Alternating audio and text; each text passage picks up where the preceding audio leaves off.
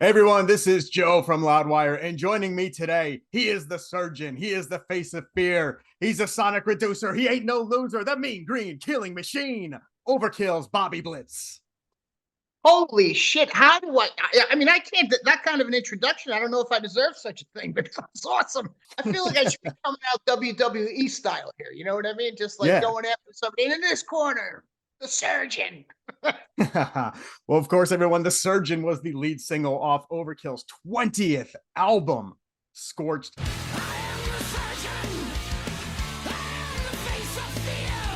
But Bobby, today we're going to talk about something a little bit different. We're going to take it way, way back to the 70s, to your childhood. Take me back. Like, let's go maybe 13 years old. What were you listening to? What was the soundtrack to your life back then? Well, 13 years old, it was what was in my parents' discography at that point. You know, I mean, it was the radio where you would hear cuts like Paranoid was actually AM radio. You know, that was actually a hit from Black Sabbath. But whatever my parents had hanging around, and my father was like one of those outlaw country guys here and there, and my mom was like big band stuff. My mom actually cut a few records herself, so music was always prevalent in my home. You know, so I think he got oh god, Live at Folsom Prison, and my father and I bonded over a boy named Sue, which was a big Johnny Cash hit. But very soon after that, that all changed. But so 13 was like, I suppose it was the last year I was clamped down with any type of real parental. Okay, you're still a child. By 14, my father let me go out and work and be a paper boy and do. So I had my own cash. So the whole fucking world changed at 14. So you mentioned Black Sabbath, probably maybe kind of sending you in that direction of heavier music. What was the first album then that you bought with your own money, then going on like those paper routes and everything, picking up a job? Well, there was an organization back then called the Columbia Record House, where it was actually LPs you would get. You get it like in a Sunday circular. Columbia Record House this month offering 12 LPs for 10 cents. And I just picked out whatever was heavy. And I went in, I think by this point, Master Reality was out, and I got Paranoid record. But I had Coop, I had, was the one with 18, Love It to Death. Yeah, Love It to Death. Love It to Death. You know, the Alice stuff for me was, I mean, for God's sake, it was great rock and roll, and it had a punky edge to it. I mean, he was a Detroit kid that grew up in Phoenix, but I don't think he ever left that Detroit behind him. I mean, what came out of Detroit was some great shit like the MC5, right? So I mean, when you start thinking Alice, that makes sense with the Alice Cooper stuff. Well, the 70s was a really good time for punk. So what else were you listening to as a teenager on the punk side? Obviously, Overkill's got the Dead Boys cover. Was that something that was in heavy rotation for you around that time? Yeah, I mean, that I morphed into that too. That was more of a going into college kind of a thing. If I go backwards, it was the Dead Boys, and then back into high school was the Ramones, Oh, of course, which gotta was have the Ramones. unbelievable, local stuff as far as I was concerned. And if I went back even further, my first one, just out of grammar school into high school was the first New York Dolls record.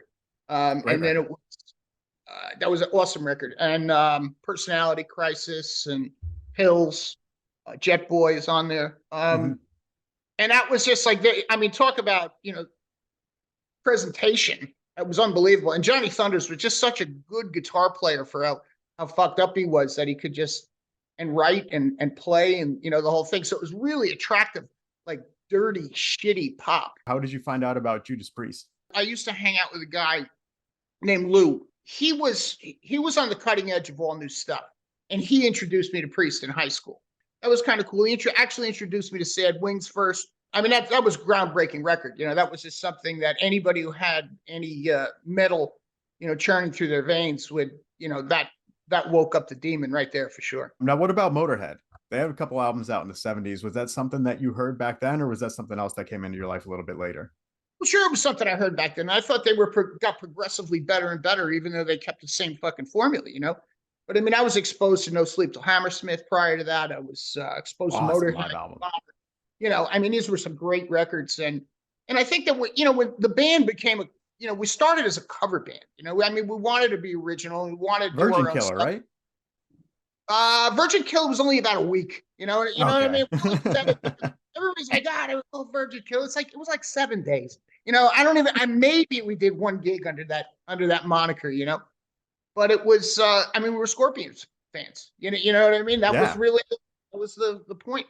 So we're doing Scorpions and Riot and oh God, the early Iron Maiden. You know that Mhm. with Deano. But when the Motorhead stuff snuck in from Ace of Spades, it was just like that whole a bunch of that record took over our cover set. You know, we were just doing Motorhead. What else was really big for you as a teenager? Was there any kind of like non-rock metal stuff that you were still interested in the 70s? Any disco by chance?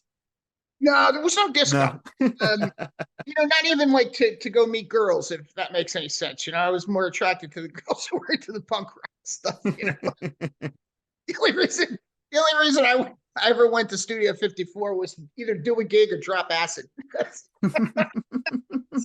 I remember I dropped out of school after the first year, and started taking community college stuff. Bought a car, worked, and really got into the first Elvis Costello record. I mean, I thought that was a cool record. I liked the first Police record. I remember I was in a community college right at this time, and this was really the origins of Overkill. And there was this cat that had like hair and always was wearing a white leather jacket and was wearing Capizios. You know, the guy was like perfectly shaved, looked like fucking Glenn Tipton walking into film class. You know what I mean? And that was the origins of Overkill. You know, it's like that was we became Overkill with that dude. He said, "Yeah, you want to come jam with us?" I said, "Yeah, I'm a bass player. I love it." And he goes, "Oh, great. We need a bass player." And I got there and it was a bass player. You know, so I was like, "Okay, what's this?" I guess he's auditioning one after another. And they said, "Hey, would you sing?" And I said, "Well, am I going to play bass?" He said, "No, we got a bass player." I said, "This is like a big bullshit." And he goes, "Yeah." I said, "Yeah, I could sing." Yeah, that's it. And Why that's how I not? started. Who can't? That's how. Well, my mother sang around the house all the time. I thought everybody sang, and the best part of that is that it just taught me not to be afraid of it. You know, it was just that Mhm. simple. I wasn't afraid to stand there behind a microphone. My mother did it her whole life. I remember her singing voice before her speaking voice.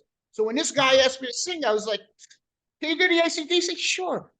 Anybody got the words? What about since we got the Star Child right over there, what about Kiss? Did any of that stuff seep into your listening in the 70s? Sure. I was when Kiss came out. My father bought me for Christmas. He bought me my first set of headphones. Would you please, for your mother's sake?